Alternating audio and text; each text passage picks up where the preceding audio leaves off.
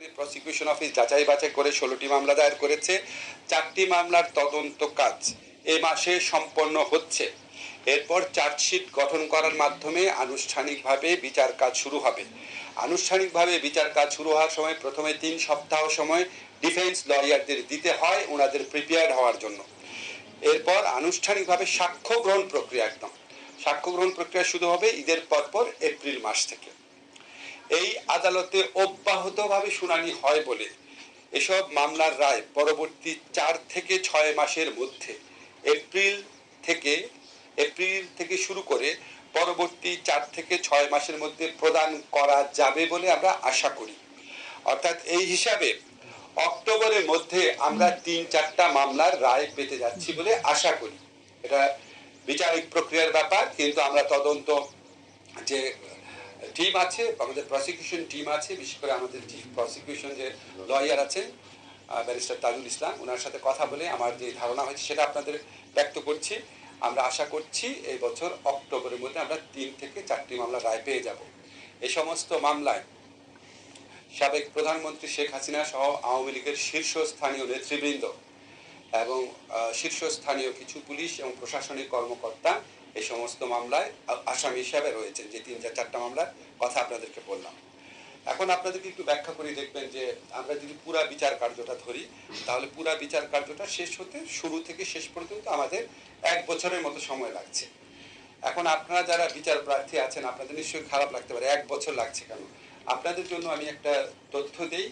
এই আন্তর্জাতিক অপরাধ আদালতে শেখ হাসিনার আমলে যখন জামাতে ইসলামের কিছু লিডারের এবং বিএনপির একজন লিডারের বিচার হয়, সেই বিচার কার্যগুলো সম্পন্ন হতে গড়ে অন এভারেজ কমপক্ষে 2.5 বছর লেগেছিল, কমপক্ষে 2.5 বছর। সেখানে আমাদের এই আদালতে তার অর্ধেকেরও কম সময় লাগছে।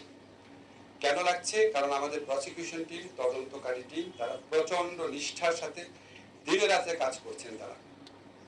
আমরা প্রায় রেগুলারলি খবর রাখছি। এছাড়াও আপনাদের আরেকটা কারণ একটু তাড়াতাড়ি হবে, কারণ ওই যে বিচার কার্যগুলো অনুষ্ঠিত হয়েছিল ওগুলো অনেক আগের মানে ঘটনাবলীর প্রেক্ষিতে বিচার কাজ হয়েছিল। আর এই আদালতে যে বিচার কাজ হচ্ছে এটা সাক্ষ্য প্রমাণ এত বেশি আছে, যে কারণে আমরা আশা করছি 1 বছরের মধ্যে প্রথম কয়েকটা রায় আমরা পাবো। আপনারা 2-1 দিনের মধ্যে আমাদের জাতিসংঘের যে তদন্ত টিম আছে ওনাদের রিপোর্টটা পাবেন। আমি এই রিপোর্ট ব্যাপারে এখনো আনুষ্ঠানিকভাবে কোনো কিছু বলবো না, শুধু একটা জিনিস মনে রাখি, সেখানে এই রিপোর্টটা আমাদের এই তদন্ত কাজটাকে, আমাদের এই বিচার কাজটাকে, এটাকে সবার কাছে গ্রহণযোগ্য এবং সবার কাছে গ্রহণযোগ্য পাশাপাশি স্বচ্ছ এবং সহজতর করার ক্ষেত্রে অনেক অবদান রাখবে। আপনারা নিজেরা নিজের বিদেশি যে টিম আছে তাদের যে বিবরণ আছে সেটা আপনারা পড়বেন। এই ব্যাপারে আমাদের আনুষ্ঠানিক প্রতিক্রিয়া পরে জানাবো। আর এটা হচ্ছে এমনি সাধারণ যে ক্রিমিনাল কোর্টগুলো আছে সেখানে মামলা হচ্ছে, আপনারা সেখানে জানেন সেখানে প্রচন্ড মামলার জট রয়েছে। শুনানির ডেট পরে অনেক দিন পর পর। সেই সমস্ত মামলায় বিচার আমরা আগামী 1 বছরের মধ্যে পাবো বলে আমি আশা করি না। এবং এই সমস্ত মামলায় যে যারা আসামি আছে, মূল আসামি, সাধারণ ক্রিমিনাল কোর্টে মামলায় যে মূল আসামিরা রয়েছে, সাবেক প্রধানমন্ত্রী শেখ হাসিনা সহ আওয়ামী লীগের শীর্ষস্থানীয় নেতৃবৃন্দ এবং মন্ত্রীবৃন্দ, তারা প্রত্যেকেই আন্তর্জাতিক অপরাধ আদালতে যে মামলাগুলোর কথা আমি বললাম সেখানে তারা আসামি হিসাবে আছেন।